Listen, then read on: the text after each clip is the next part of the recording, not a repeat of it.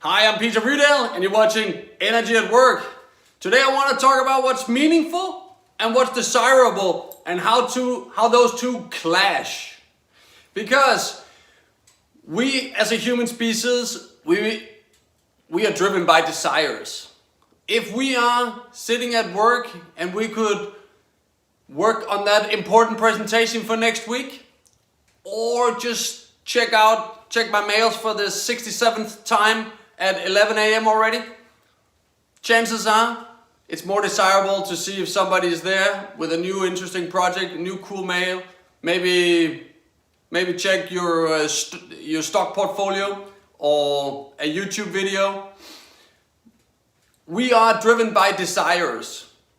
And I was reading this book by Rolf Dobelli and he challenges this in a really good way.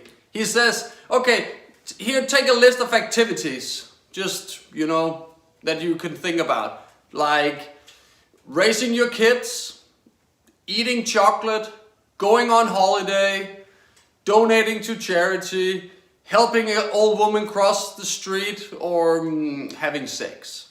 I think is some of the points on his list. And then he says, okay, how desirable are these things?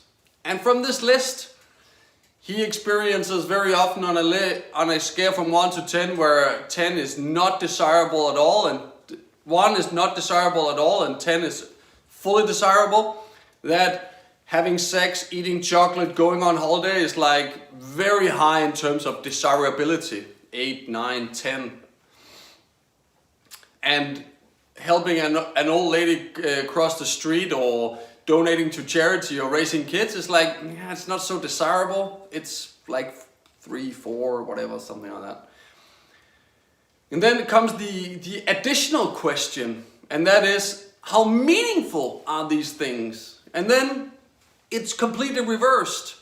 Suddenly, parenting or raising your kids, helping an older lady cross the street, donating to charity are very meaningful things to do. So all of a sudden we have this duality. Yes, not so desirable, but if we pause and think about how meaningful things are, we see that very often these two things are opposites. Just as like eating chocolate. It's desirable, it tastes good, but it's not that meaningful. And so the point is, we can if we don't have the desire, we can challenge ourselves with meaning to instead engage in something. And that's where we can find our daily motivation to be working with our habits.